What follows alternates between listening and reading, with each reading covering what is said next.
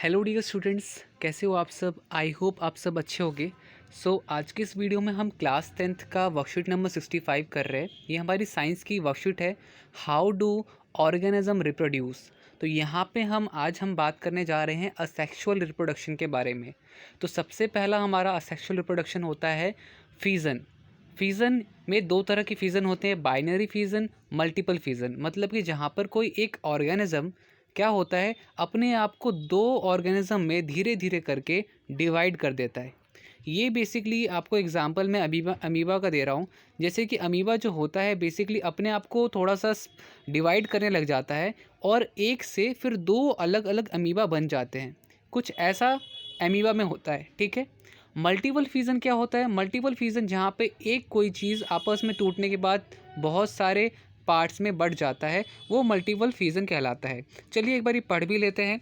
Fission, तो fission क्या है? The process of break down of parent cell in two or many daughter cell. It can further be two types, binary fission, multiple fission. जैसे कि मैंने आपको बताया कि कोई एक चीज़ जो कि अपने आप को दो या दो से ज़्यादा पार्ट्स में डिवाइड कर देता है, उसे ही फिजन कहते हैं। फिजन यहाँ पे दो टाइप में होता है। जैसे कि मैंने आपको बताया, बाइनरी फिजन में यहाँ पे एक अमीबा जो होता है अपने आप को पहले तो डिवाइड करने का स्टार्टिंग प्रोसेस करेगा और उसके बाद धीरे धीरे एकदम अलग हो जाएगा, और इसी को डॉटर सेल कहते हैं। यहाँ पे पेरेंट सेल स्टार्टिंग वाला अमीबा होगा और बाकी जो अब न्यू नए दो जो बने वो डॉटर सेल हो जाएंगे, ठीक है। अब इसके बाद आपका मल्टीपल फिजन बेसिकली प्लास्मोडियम में होता है। यहाँ पर आप देखेंगे तो प्लास्मोडियम में क्या हो रहा है कि ये एक था, एक से धीरे धीरे डिवाइड हो रहा है, और जब टूटने के बाद जब ये ब्रेक होता है तो कई सारे सेल्स बाहर निकल जाते हैं, और इस तरीके से प्लास्मोडियम मल्टीपल फिजन का एग्जाम्पल हमारा बनता है, ठीक है। आई होप आपको ये भी चीज़ क्लियर हो गई, मल्टीपल फिजन। अब हम बात करते हैं बडिंग के बारे में। बडिंग भी बच्चों एक अच्छी एक काफ़ी अच्छा क्वेश्चन है, कई बार आता है। बडिंग क्या है? The process of formation of an outgrowth on the body of a parent that ultimately that either, फिर ये आधा पार्ट फिर यहाँ पे लिखा हुआ है, आइदर डी अटैच और stay attach to the present organism. जैसे कि हाइड्रा बच्चों कैसा है बर्डिंग का, इसका इसमें एक एग्जांपल दे रखा है हाइड्रा का।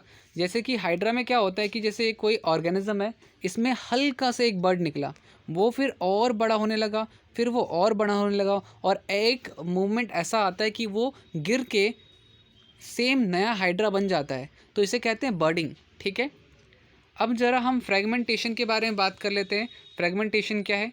Fragmentation, in this process the filament parent cell of lower organism break into many fragment each containing less number of cell leading to formation of many filament। तो यहाँ पर क्या होता है, कोई एक चीज़ जो है टूटने के बाद दो दो या तीन तीन कई सारे पार्ट्स में वापस से कन्वर्ट हो जाता है, उसे फ्रेगमेंटेशन कहते हैं, ठीक है। यहाँ पे एग्जांपल दे रखा है, ये तो कोई टूट गया तो ये अब अलग ऑर्गेनिज्म हो गया और ये अब अलग ऑर्गेनिज्म हो गया, ठीक है। जितनी बार टूटेंगे उतनी बार ऑर्गेनिज्म हो जाएंगे।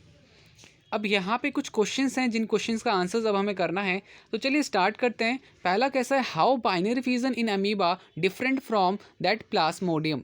तो कैसे दोनों डिफरेंट हैं, तो चलिए इस फर्स्ट का आंसर हम वर्कशीट में ढूंढते हैं और करते हैं। तो जैसा कि बच्चों आंसर फर्स्ट हमें करना है, तो आंसर फर्स्ट में मैं आपको जितना मार्क कर रहा हूँ उतना आप कर लीजिए, आपका क्या कहते हैं आंसर बिल्कुल करेक्ट रहेगा। तो सबसे पहले division of parent cell into two daughter cell, ये अमीबा में होता है, और उसके बाद division of parent cell in many daughter cell simultaneously, ये आपका बेसिकली प्लास्मोडियम में होता है, ठीक है। तो ये बेसिकली आपका आंसर होगा, आंसर फर्स्ट। जितना मार्क किया है उतना ही आप लिखिएगा, उससे ज़्यादा मत लिखिएगा, ठीक है। ज़्यादा लिखना भी कोई फ़ायदेमंद नहीं होता है अगर कम मार्क्स का क्वेश्चन है तो यहाँ पे ये हो गया एक, और एक ये हो गया, तो हमारा ये आंसर फर्स्ट होगा। आंसर फर्स्ट आप यहाँ से कर लीजिएगा, ठीक है। जो मैंने यहाँ पर मार्क किया रेड से वो आप आंसर कर लीजिएगा। अब सेकंड क्वेश्चन है, can a filament of spirogyra make a whole filament from one cell. तो यहाँ पे बस आपको येस या नो में आंसर करना है, और आंसर आपका यहाँ पर क्या होगा इसका, तो आंसर आपका यहाँ पर होगा येस, ठीक है। आप सेकंड वाले में येस कर दीजिएगा बच्चों, येस आपका आंसर होगा, ठीक है। बहुत छोटी सी वर्कशीट है ये। चलिए अगला देखते हैं। अगला है what is colony of east. अब कॉलोनी ऑफ ईस्ट किसे कहते हैं, तो चलिए इसका भी आंसर देख लेते हैं।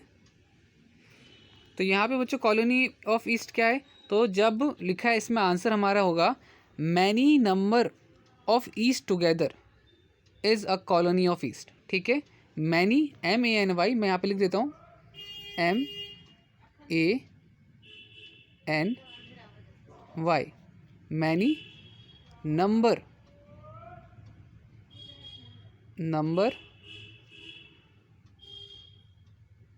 Of east together. ठीक है, of east YEAST, many number of east together is a colony of east. ये आपका आंसर हो जाएगा। फोर्थ का आंसर देख लेते हैं। फोर्थ में आपका क्वेश्चन है what is significance of cyst in Plasmodium. तो यहाँ पे आंसर जो होगा वो ये होगा बच्चों, यहाँ से यहाँ तक अनफेवरेबल कंडीशन लीड टू से लेकर के यहाँ तक, ये आपका आंसर 4 होगा। ठीक है बच्चों, तो आंसर 4 आप यहाँ से कर सकते हैं, तो यहाँ से कर लीजिएगा और बाकी आपका ये पूरा का पूरा वर्कशीट हो गया कंप्लीट। मिलते हैं अगली वीडियो में। आज के लिए काफ़ी छोटी सी वर्कशीट थी, तो bye bye and take care.